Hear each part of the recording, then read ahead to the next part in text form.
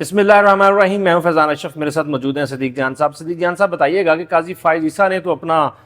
پتہ چل دیا ہے, اپنی چال چل دی ہے. 8 ججز خاموش ہیں. کیا وہ آنے والے دنوں میں کوئی بڑا سرپرائز دے سکتے ہیں, اور وہ سوچ کیا رہے ہیں اس ٹائم؟ بہت شکریہ. دیکھیں, معاملہ یہ ہے کہ جو 8 ججز ہیں وہ ابھی تک تو خاموش ہیں, لیکن یہ خاموشی جو ہے وہ کسی طوفان کا پیش خیمہ بھی ہو سکتی ہے. یہ آپ ایک چیز دیکھیں کہ بالکل ایک خبر آئی تھی, اس لیے جو میں نے ویڈیو کی تھی تو میں نے اس کے اوپر تھمبنیل کے اوپر یہ لکھا تھا کہ ججز کے درمیان مشاورتی اطلاعات, کیونکہ اس وقت اطلاعات آ رہی تھیں, دعوے کیے جا رہے تھے. دیکھیں, یہ تو ابھی تک کنفرمیشن نہیں آئی کہ آفیشیل کوئی میٹنگ ہوئی ہے ججز کے درمیان, لیکن یہ ہو نہیں سکتا کہ غیر رسمی ججز کے درمیان گفتگو نہ ہو رہی ہو, معاملات ڈسکس نہ ہو رہے ہوں, ان چیزوں پر ان کی نظر نہ ہو. کیونکہ دیکھیں, اگر اس وقت پورے پاکستان میں یہ مسئلہ ڈسکس ہو رہا ہے, یعنی آپ کسی ٹاپ آفس میں چلے جائیں یا آپ کسی ریڈی والے کے پاس چلے جائیں, آپ کسی بازار میں چلے جائیں, آپ کسی گاؤں میں چلے جائیں, آپ کسی دیہات میں چلے جائیں, آپ فصلوں پہ کام کرنے والوں کو جا کے مل لیں, آپ کاشتکاری کرنے والوں کو مل لیں, آپ کسی فیکٹری میں چلے جائیں, آپ کسی مزدور کو مل لیں, آپ کسی بھی شعبہ زندگی کے کسی بھی شخص سے ملیں, تو اس وقت ایک ہی سوال ہوتا ہے, منصور علی شاہ بن جائیں گے چیف جسٹس پاکستان, قاضی فائز عیسیٰ چلا جائے گا. یہ ٹاپک اس وقت پورے پاکستان کے اندر ڈسکس ہو رہا ہے, اور عدلیہ کو یہ ختم کر رہے ہیں, سپریم کورٹ کو ختم کر رہے ہیں, عدلیہ کو ماتحت کر رہے ہیں شہباز شریف اور زرداری کے اور قاضی کے, اور قاضی کے ماتحت کر رہے ہیں پورے پاکستان کی جوڈیشری کو, اور قاضی ماتحت ہے شہباز شریف اور شریف خاندان کی. یہ باتیں پورے پاکستان میں ہو رہی ہیں. تو اگر یہ باتیں پورے پاکستان میں ہو رہی ہیں تو کیا یہ ان ججز کے درمیان نہیں ہو رہی ہوں گی جن کا انسٹیٹیوشن جو ہے اس کے اوپر حملہ ہونے جا رہا ہے, اور ان کے خلاف حملہ ہونے جا رہا ہے, اور ان کا راستہ روکنے کے لیے سارا کچھ ہو رہا ہے؟ تو بالکل یہ 100% ہو رہا ہوگا. دیکھیں, یہ اعصاب کی ایک جنگ ہے, اور اس میں ججز کو اپنے جو 8 ججز ہیں ان کو اپنے اعصاب بہت مضبوط رکھنے ہوں گے. آپ دیکھیں, قاضی فائز صاحب جو ہیں انہوں نے پہلے ڈپٹی رجسٹرار کے ذریعے ایک نوٹ جاری کروایا, پھر خود رجسٹرار کو لیٹر لکھ دیا ہے, پھر صدارتی آرڈیننس ایک جاری کروایا زرداری سے, پھر اس پہ کوئی سوالات اٹھائے بغیر اس آرڈیننس پہ فوراً عمل درآمد کرتے ہوئے امین الدین خان صاحب جو ہیں ان کو جو اپنے ساتھ کمیٹی میں شامل کر لیا ہے. تو قاضی صاحب نے ابھی دیکھیں کہ وہ ایک اور کیس ری کاؤنٹ والا علی گور بلوچ والا اپنے سامنے لگا لیا, نون لیگ کو ایک اور سیٹ دینے جا رہے ہیں جو ممکنہ طور پہ ابھی تک یہی نظر آ رہا ہے. تو قاضی صاحب تو بہت تیزی میں ہیں اور بہت انتقام لے رہے ہیں, بہت ٹارگٹ کر رہے ہیں, بہت سی ایسی چیزیں کر رہے ہیں جس پہ سب لوگ سرائے پہ احتجاج ہیں. بلکہ اب تو جو ان کی حامی 2 تنظیمیں ہیں, سپریم کورٹ بار اور پاکستان بار کونسل, ان دونوں نے بھی اس سارے عمل کی مذمت کی اور اس کی مخالفت کی جو صدارتی آرڈیننس آیا. لیکن اب یہ 8 ججز ابھی تک خاموش ہیں. اچھا, اب یہ 8 ججز کیوں خاموش ہیں, اس پہ بھی آنے سے پہلے میں ایک چیز اور کہہ دوں. میرے نزدیک اس وقت نا 2 چیزیں بہت اہم ہیں جو اس آئینی ترمیم کا راستہ 100% روک سکتے ہیں. ایک عوام پاکستان اور ایک تحریک انصاف, کیونکہ ظاہر ہے تحریک انصاف کو لوگوں نے 8 فروری کو دوتائی اکثریت دی ہے اور وہ حقیقی عوامی نمائندے ہیں. آپ دیکھ لیں کہ علی جاز بھٹر اور جو یاسر گیلانی صاحب ہیں ان کو اغوا کیا گیا, ان کو وہ لاپتہ ہیں, ابھی تک گرفتاری ان کی کسی کیس میں ڈالی نہیں گئی. شاید آج ایم پی او کے تحت جو آرڈرز ہیں وہ واپس لیے گئے ہیں, تو شاید وہ ایم پی او کے تحت نظر بند ہوں تو واپس آ جائیں. جس وقت تک میں ویڈیو ریکارڈ کر رہا ہوں وہ نہیں آئے ابھی تک, کیونکہ دیکھیں جو علی جاز بھٹر ہے کل کا نوجوان, اور اس نے شکست دی علیم خان کو جس نے کروڑوں اربوں روپے خرچ کی, پورا نظام اس کے ساتھ تھا. اور یاسر گیلانی نے شکست دی عظمہ بخاری صاحبہ کے خامند کو, سمیع اللہ کو. تو یہ حقیقی نمائندے ہیں. تحریک انصاف والے جو MNAs MPAs ہیں, فارم 47 والے, یا جو فارم 47 والے اس لیے کہہ رہا ہوں کہ جو اسمبلی میں پہنچ گئے, ظاہر ہے وہ فارم 47 ان کا ٹھیک تھا تو وہ فارم 47 کے تحت چلے گئے. لیکن جو فارم 45 والے ہیں اور ان کا فارم 47 جاری نہیں ہوا, تو ان کا وہ بھی حقیقی عوامی نمائندے ہیں. الٹیمیٹلی انہوں نے آنا ہے, لیکن قاضی صاحب نے فیصلہ معطل کیا ہوا لاہور ہائی کورٹ کا, جس وجہ سے ٹریبیونل کام نہیں کر رہے. تو پی ٹی آئی بہت امپورٹنٹ ہے. پی ٹی آئی کتنی اگریسو جاتی ہے, پی ٹی آئی کو بڑی ہلچل رکھنی ہوگی, دباؤ بڑھانا ہوگا, پی ٹی آئی کو ایکٹیویٹی کرنی ہوگی. اور اسی طرح سے جو دوسرا عوام پاکستان میں آپ کو بتا چکا ہوں, عوام پاکستان, کیونکہ یہ پورے پاکستان کے لوگوں کا مسئلہ ہے, یہ تحریک انصاف کا مسئلہ نہیں ہے. تحریک انصاف نے لوگوں کو لیڈ ضرور کرنا ہے, لیکن یہ لوگوں کے اپنے مفاد کا معاملہ ہے, پاکستان کے مفاد کا معاملہ ہے, یہ پاکستان کی بقا اور سلامتی کا معاملہ ہے. پاکستان اگر قاضی فائز عیسیٰ صاحب فیڈرل کانسٹیٹیوشنل کورٹ کے چیف بن جاتے ہیں تو یہ پاکستان کی سلامتی پر براہ راست حملہ ہوگا. ایسی چیزیں پاکستان کے اندر ہوں گی جو سوچ کے بھی خوف آتا ہے کہ پاکستان کے اندر حالات کیا ہو جائیں گے, صورتحال کیا ہو جائے گی. کہ آپ دیکھیں نا کہ ایک شخص کے لیے پوری عدالت ایک بنائی جا رہی ہے, اور وہ شخص کیونکہ اس نظام کی بقا کا ضامن ہے, تو اس لیے جو ہے وہ لوگوں کو, عوام پاکستان کو, تحریک انصاف, ان دونوں کو اپنا کردار ادا کرنا ہوگا. تو اب آتے ہیں وہ جو پہلے میں بات کر رہا تھا, ایک تو کل کی میٹنگ بھی اہم ہے. کل پریکٹس اینڈ پروسیجر کے تحت جو کمیٹی ہے اس کا پہلا اجلاس ہوگا، بلکہ یہ بھی بتایا جاتا ہے کہ جس دن صدارتی آرڈیننس جاری ہوا پہلے کابینہ نے منظوری دی، 2-3 گھنٹے کے اندر اندر صدر نے منظوری دے دی، اس کے 1-2 گھنٹے کے اندر اندر قاضی صاحب نے کمیٹی نئی بنا دی، امین الدین خان صاحب کو لے آئے، اور اس کے بعد اسی دن بتایا جا رہا ہے کہ میٹنگ بھی قاضی صاحب نے کر لی تھی، لیکن منصور علی شاہ صاحب نہیں آئے تو وہ پھر پوسٹ پون ہو گیا، اجلاس کل منڈے تک چلا گیا۔ اب کل منڈے کو ایک تو پریکٹس اینڈ پروسیجر کے تحت سماعت ہے، میٹنگ ہے، اس میٹنگ میں دیکھنا ہوگا کہ کون کون سے کیسز قاضی صاحب اور امین الدین خان صاحب لگاتے ہیں، اور کیا منصور علی شاہ صاحب اس میں جاتے ہیں، نہیں جاتے ہیں تو کیا بات کرتے ہیں اس کمیٹی کی فارمولیشن پہ، کیا سوالات اٹھاتے ہیں، کوئی ایسے منٹس آ سکتے ہیں، کوئی ایسی چیز آ سکتی ہے، ایک تو کل اس حوالے سے بڑی خبر جو ہے وہ آ سکتی ہے، اور یہ چیلنج بھی ہوگا یہ آرڈیننس۔ اب جب یہ آرڈیننس چیلنج ہوگا تو کیا یہ پرانی کمیٹی اس پہ بینچ بنائے گی یا نہیں بنائے گی، کیونکہ یہ آرڈیننس ضرور جو ہے وہ جاری ہوا ہے، جب یہ آرڈیننس ہی کمیٹی کی جو کمپوزیشن چینج کرنے والا ہے، اس کو جو بینچ بنانا ہے تو وہ پرانی کمیٹی نے بنانا ہے نہیں بنانا، یہ بھی ایک سوال اٹھے گا۔ پھر یہ بھی ہو سکتا ہے کہ کل ججز جو ہے وہ قاضی فیصل صاحب کو کہیں کہ فل کورٹ میٹنگ بلائیں آپ، اور اس میں جو ہے ان سارے معاملات کو ڈسکس کیا جائے، تو فل کورٹ میٹنگ بھی کل جو ہے وہ ہو سکتی ہے یا بلائی جا سکتی ہے۔ یہ بھی ہو سکتا ہے کہ ججز جو ہیں وہ قاضی فیصل صاحب کو کوئی خط لکھ دیں، اور کوئی خط لکھ دیں اور وہ خط منظر عام پر بھی آ جائے، اور اس خط میں وہ ساری چیزیں قاضی فیصل صاحب کو باور کرائیں کہ آپ نے غیر آئینی کام کیا ہے، غیر قانونی کام کیا ہے، جو صدارتی آرڈیننس کو مانا ہے، اور یہ ساری چیزیں بھی ہو سکتی ہیں، اور فل کورٹ کی میٹنگ میں کچھ رولز کو ایمینڈ کرنے کے حوالے سے بھی وہ کہہ سکتے ہیں۔ تو مختلف آپشنز ہیں، اس لیے میں وہ کہہ رہا ہوں کہ ایک تو اعصاب کی جنگ ہے، ایک ججز کے ذہن میں یہ ہو سکتا ہے کہ اپنے اعصاب پہ قابو رکھو، جو قاضی کرتا ہے کرنے دو، لیکن اگر قاضی صاحب کی ایکسٹینشن کے لیے آئینی ترمیم کے لیے دوبارہ نمبر پورے ہوتے ہیں اور یہ ہونے لگتی ہے تو اس وقت کو بڑا اقدام کر دو، یہ بھی ہو سکتا ہے۔ لیکن دیکھیں ایک چیز تو ان ججز کے ہاتھ میں ہے نا، اور وہ ہے تفصیلی فیصلہ مخصوص نشستوں والا، اس کے اوپر بہت زیادہ نظریں ہیں، اس کے اوپر خوف بھی بہت زیادہ ہے کہ وہ جیسے ہی آئے گا نا تو ایک بار یہ حکومت ہل جائے گی، اس میں ایسی چیزیں ہوں گی، ایسی آبزرویشنز ہوں گی، اور وہ فیصلہ جو ہے اس کے حوالے سے پہلے چھٹیوں میں جاری نہیں ہو سکا تھا، کیونکہ اس کی وجہ یہ ہے کہ اس لیے جاری نہیں ہو سکا تھا کہ ججز جو ہیں وہ چھٹیوں پر تھے۔ اب 9 سپٹمبر سے عدالتی سال کا آغاز ہو گیا، 12 سپٹمبر سے منصور علی شاہ صاحب اور جو منی بختہ صاحب ہیں وہ بھی آ گئے ہیں، تو 12 سپٹمبر اور آج 22 سپٹمبر ہے، تو آپ اس انداز لگائیں کہ ججز کو، تمام ججز کو، ان 8 ججز کو اکٹھے ہوئے ہوئے بھی 10 دن ہو گئے ہیں، تو کسی بھی لمحے آ سکتا ہے، آج بھی آ سکتا ہے، کل بھی آ سکتا ہے، تفصیلی فیصلہ کسی بھی وقت آ سکتا ہے، اور وہ جو تفصیلی فیصلہ ہوگا وہ اتنا خوفناک اور خطرناک مجھے لگتا ہے ہوگا کہ وہ 8 فروری کے انتخابات کی بنیادیں ہلا دے گا۔ اس میں الیکشن کمیشن کی کنڈکٹ پہ بھی بات ہوگی، اس میں قاضی فیصل صاحب کے بلے والے نشان کے فیصلے کی بھی بات ہوگی، اس پہ جو کچھ پاکستان کے اندر یہ جبری گمشدگیاں ہو رہی ہیں، جو سیاسی جماعتوں کے ساتھ ہو رہا ہے، سیاسی جماعتوں کے ساتھ نہیں، ایک سیاسی جماعت تحریک انصاف کے ساتھ ہو رہا ہے، پاکستان کے لوگوں کے ساتھ ہو رہا ہے، میڈیا کے ساتھ ہو رہا ہے، اس پہ بھی ہو سکتا ہے۔ الیکشن کمیشن کے خلاف کوئی کنٹیمپٹ کی بھی چیز ہو سکتی ہے، الیکشن کمیشن کے خلاف سپریم جوڈیشل کونسل کو معاملہ ٹیک اپ کرنے کی بھی چیز ہو سکتی ہے، کچھ نہ کچھ جو ہے وہ اس کے اندر ایسا خوفناک اور خطرناک ہوگا جو اس سارے نظام کو ہلا دے گا۔ باقی دیکھیں وکلا تنظیمیں بہت اہم ہیں، لیکن وکلا تنظیموں کا مسئلہ یہ ہے کہ وہ حکومت کی گود میں بیٹھی ہیں، پاکستان بار کونسل اور سپریم کورٹ بار جو مین 2 تنظیمیں ہیں، لیکن یہ ہے کہ منیر ملک صاحب، اگر حامد خان صاحب، اعتزاز احسن صاحب، یہ وکلا آگے نکلتے ہیں، علی احمد کرد صاحب، تو پھر لوگ بہت ان کے ساتھ آ جائیں گے، عوام پاکستان بھی آ جائیں گے اور ینگ وکلا بھی آ جائیں گے۔ دیکھیں لوگوں کا مسئلہ یہ ہے کہ کوئی 100-150 بندہ پہلے لیڈ کرنے والا وہاں پہ موجود ہو، ینگ وکلا 2-4-5 سینئر اور 100 ینگ وکلا، 100-150 وکیل کھڑا ہونا، 2-4 ہزار لوگوں کا وہاں پہ اکٹھے ہونا کوئی مسئلہ نہیں ہے، بس لیڈ کرنے والے پہلے 100-150 لوگ ہونے چاہیے۔ تو اس سب میں لوگوں کو، پاکستان کے لوگوں کو اپنا کردار ادا کرنا ہوگا، کیونکہ یہ پاکستان کی بقا اور سلامتی کا مسئلہ ہے۔ میں سمجھتا ہوں اس سے زیادہ پاکستان کے لیے فیصلہ کن موڑ نہیں ہو سکتا جو یہ ہے، اس پہ پاکستان کے لوگوں کو اپنا کردار ادا کرنا ہوگا، اور اگر خدا نخواستہ لوگ ٹھنڈے رہے اور تحریک انصاف بیک فٹ پہ رہی، ابھی تک بیک فٹ پہ نہیں ہے تحریک انصاف، لیکن انہیں اور بہت کچھ کرنے کی ضرورت ہے۔ اگر تحریک انصاف یہ کر لیتی ہے تو پھر جو ہے ہائپ کریٹ کر لیتی ہے، پھر بڑا جو ہے وہ مشکل ہو جائے گا قاضی صاحب کی ایکسٹینشن، اور قاضی صاحب کا جانا اس وقت پاکستان کی سلامتی اور بقا کے لیے بہت ضروری ہے، اور اگر قاضی صاحب رہ گئے تو عدلیہ پاکستان کی تباہ ہو جائے گی، اور جب پاکستان کی عدلیہ تباہ ہو جائے گی تو پھر پاکستان کو خدا نخواستہ اس چیز سے کوئی نہیں روک سکتا جس چیز کے بہت زیادہ خدشات ہیں۔ تو اس لیے یہ دن بڑے اہم ہیں، یعنی آج سے قاضی صاحب کی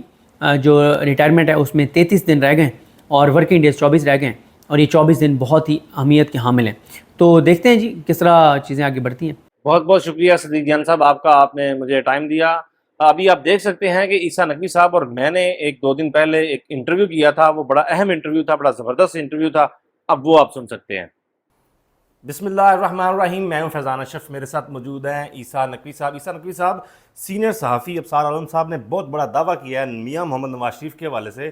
وہ کہتے ہیں کہ یہ جو آئینی ترامیم پاس نہیں ہوئی، اس میں میاں محمد نواز شریف اور مولانا فضل الرحمان صاحب کی بڑی فتح ہے.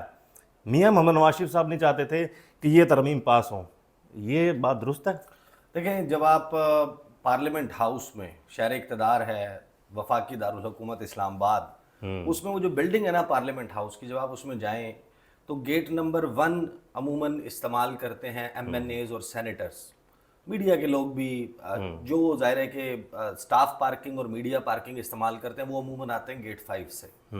جو ایم این ایز ہیں، سینیٹرز ہیں، اسمبلی کا سٹاف ہے، یا میڈیا کے وہ لوگ جو گیٹ 1 کے باہر کھڑے ہوتے ہیں ایم این ایز اور سینیٹر سے، جب وہ باہر نکل رہے ہوتے ہیں گفتگو کرنے کے لیے، وہ گیٹ 1 سے انٹر ہوتے ہیں. جب آپ گیٹ 1 سے آتے ہیں تو بیسیکلی وہ اس سائڈ سے تو گراؤنڈ فلور بنتا ہے، لیکن آپ اس کو لوور گراؤنڈ فلور کہہ سکتے ہیں. اور یہاں سے لفٹ لے کر آپ کو جانا پڑتا ہے فرسٹ فلور، سیکنڈ فلور کی طرف، جہاں پر وہ دروازے ہیں جو ہال میں کھلتے ہیں قومی اسمبلی کے. وہ جو لفٹس ہیں، وہ جہاں پر رات 15 ستمبر اتوار کی رات 11:14 پر اس مقام کی اگر سی سی ٹی وی فوٹیج نکلوا لی جائے تو پھر اس پر ہی اس دعوے کو پرکھا جا سکتا ہے. اور وہ سی سی ٹی وی فوٹیج ہے جو سب واضح کر دے گی، بڑی دلچسپ ایسے ہی نکلے گی، کیونکہ میں آپ کو صرف اس کی جزیات بتاؤں گا. میں آپ کو بتاؤں گا کہ وہاں پر اس وقت کیا ہو رہا تھا. اس سے پتہ چل جائے گا کہ میاں محمد نواز شریف کیا ان کی فتح ہے ان ترامیم کا پاس نہ ہونا. دیکھیں ہوا کیا ہے، ہوا یہ ہے، میں ابصار عالم صاحب کا دعویٰ انہی کے الفاظ میں سنوا بھی دوں گا. انہوں نے ایگزیکٹلی جو بات کی ہے، ایک غزل ہے شہزاد صاحب کی، شہزاد احمد صاحب کی، ایک بڑی مشہور زمانہ غزل ہے، مہدی حسن صاحب نے گائی بھی ہے. میاں محمد نواز شریف کی صورتحال ہے اس وقت. وہ کہتے ہیں کہ جل بھی چکے پروانے، ہو بھی چکی رسوائی، اب خاک اڑانے کو بیٹھے ہیں تماشائی. تاروں کی ضیا دل میں ایک آگ لگاتی ہے، آرام سے راتوں کو سوتے نہیں سودائی. راتوں کی اداسی میں خاموش ہے دل میرا، بے حس ہیں تمنائیں، نیند آئی کہ موت آئی. اب دل کو کسی کروٹ آرام نہیں ملتا، ایک عمر کا رونا ہے 2 دن کی شناسائی. وہ جن سے شناسائی ہوئی ہے نا میاں صاحب کی، بار بار ہوتی ہے، پھر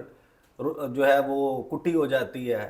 وہ پھر ہو جاتی ہے. تو یہ ایک عمر کا رونا ہے 2 دن کی شناسائی.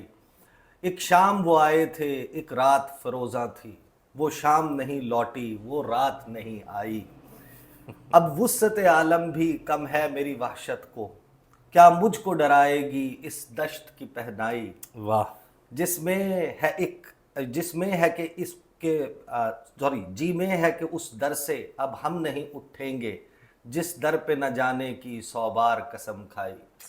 تو میاں صاحب جس در پہ بیٹھے ہیں نا، جہاں پہ قسم کھائی تھی، 100 بار قسم کھائی تھی کہ اب میں اس در پہ نہیں بیٹھوں گا،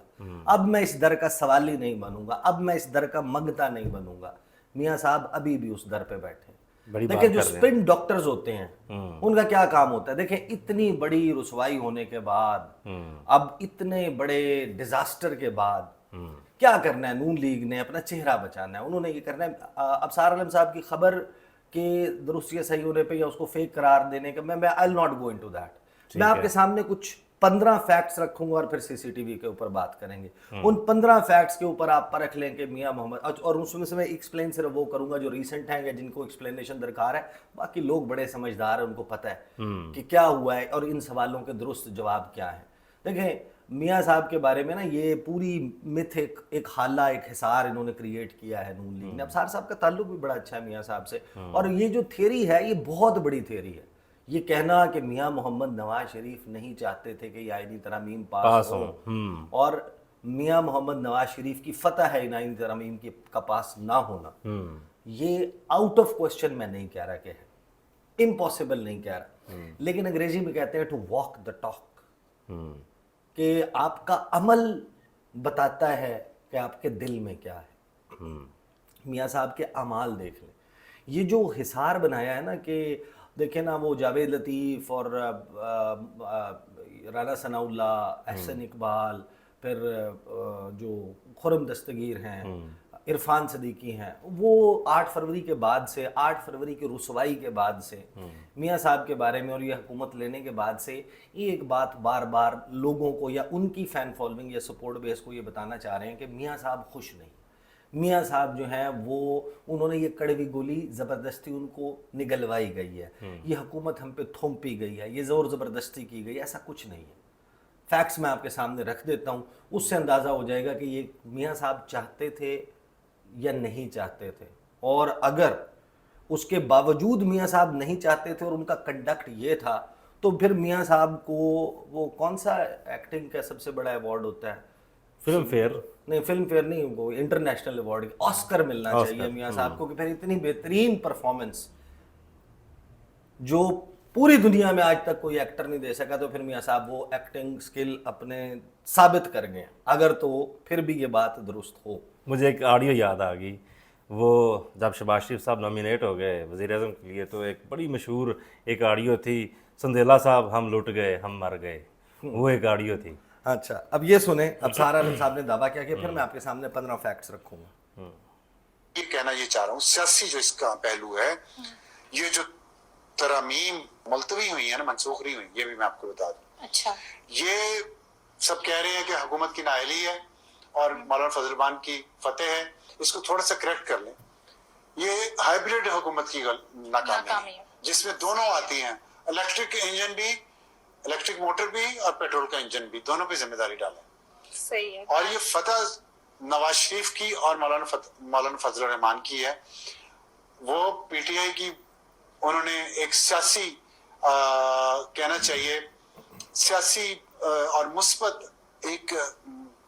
زیتون کی شاخ بڑھائی ہے ان کی طرف۔ اب پی ٹی آئی پہ ڈیپینڈ کرتا ہے کہ وہ اس سیاسی عمل کو، اس جمہوری جیسچر کو وہ آگے لے کے چلتے ہیں یا نہیں چلتے۔ تو یہ آپ کہہ رہے ہیں نواز شریف بھی نہیں چاہ رہے تھے کہ یہ امینڈمنٹس بالکل نواز شریف نہیں چاہ رہے تھے بالکل کہ یہ امینڈمنٹس ہوں، اور یہ اولیو برانچ جو ہے، یہ زیتون کی شاخ جو ہے وہ میاں صاحب نے بڑھائی ہے، اور پی ٹی آئی اب اس پہ کیسے رسپونڈ کرتی ہے یہ بیسکلی خبر ہے اب سارا عالم صاحب کی۔ میں آپ کے سامنے صرف کچھ فیکٹس رکھ دیتا ہوں اور کچھ سوالات کی صورت میں وہ فیکٹس رکھوں گا جن کے جواب لوگوں کے پاس پہلے سے موجود ہیں، جن کے نہیں ہیں وہ میں ایکسپلین کرنے کی کوشش کروں گا۔ سب سے پہلے آپ اپنے آپ سے سوال کریں